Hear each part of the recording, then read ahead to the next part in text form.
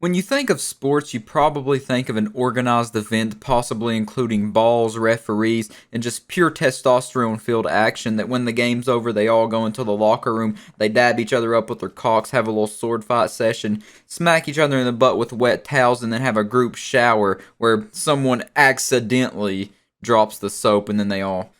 You get the point.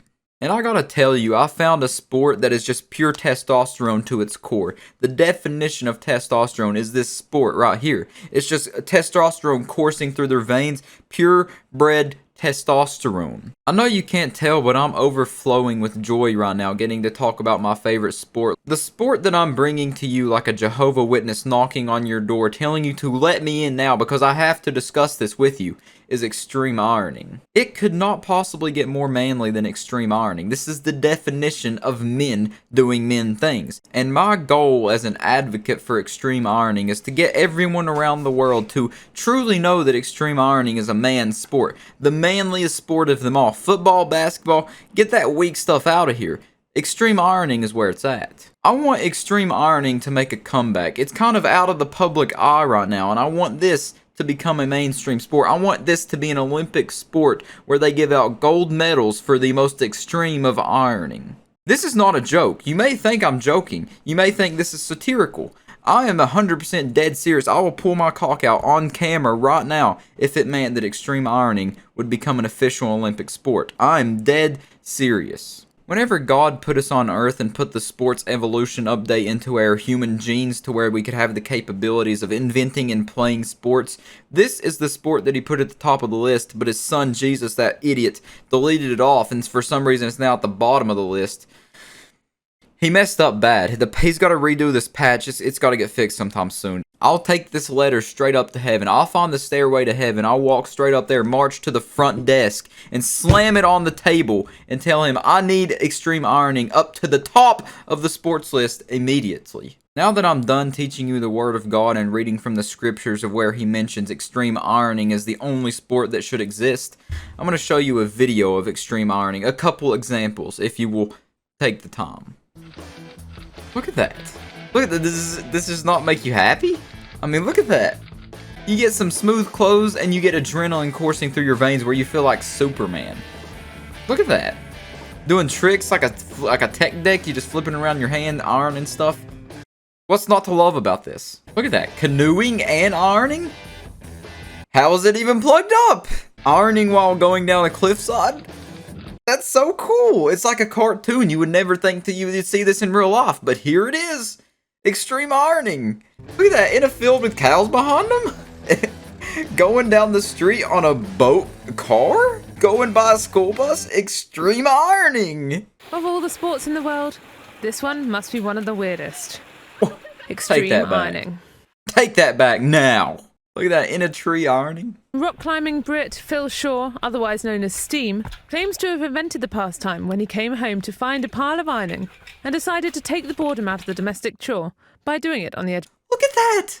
Look at that! That right there seriously is impressive. Ironing between two rocks that you could fall to your inevitable death. Your family would miss you deeply. All because you decided you want to partake in extreme ironing. What is a better way to go out? What other way would you want to die than falling off the top of a giant Mount Everest while you're ironing? That's quite literally the coolest way to die I've ever heard of. I know that. I would be happy to go out that way. That would mean I've lived a fulfilled life. That means I was happy till the moment I died, and I truly loved my life enough to die while extreme ironing.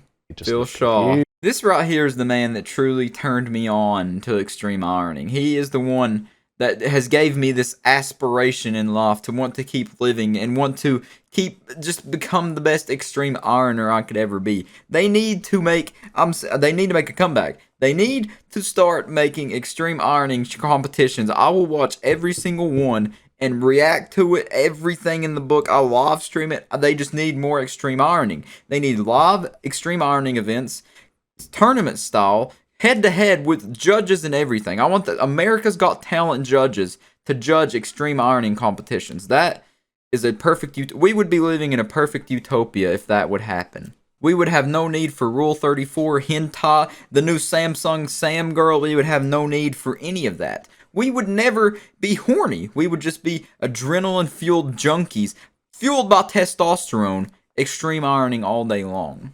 As career and family commitments took over, Shaw gave up his hobby. But he is now back in training. I gotta say, kind of a pussy move for Phil to ever give up extreme ironing in the first place. I know, I love the guy, he's my icon, my idol. I look up to this man like quite literally, like the epitome of Jesus Christ, his reincarnation of Jesus Christ. I look up to this man like a father figure.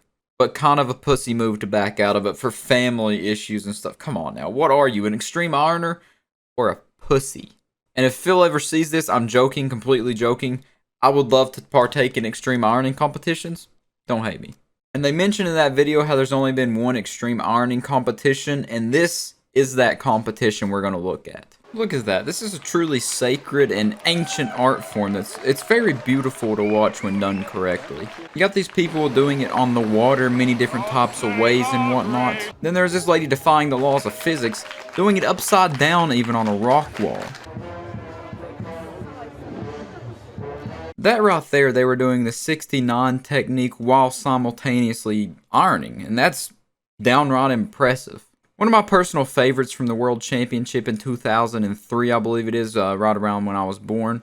This guy's doing a dead man hang while simultaneously ironing. His whole body is limp, just his arm that he needs to iron. That's all he needs. Dead man hang while ironing. Impressive. I give his dead man hang ironing technique a 10 out of 10. My favorite one so far. Here you have the champs, baby. Beautiful. And it looks like they actually got sponsors from like actual laundry and detergent companies. So that's awesome. That's impressive. They really need to bring this back. They haven't done it for almost 20 years. We need to bring back this sport. Why did it ever die? Now that we've looked at extreme ironing as a sport and then looked at the championship clips from that, the one and only championship of extreme ironing, I wanted to show you the most extreme Chad moments when it comes to ironing. So first up here, I couldn't find the video. I know there is a video. These people bungee jump off a cliff while simultaneously ironing. This is a clip of a guy jumping off a cliff and then I guess going into a skydive while he's ironing. That just screams testosterone-fueled gamer moment.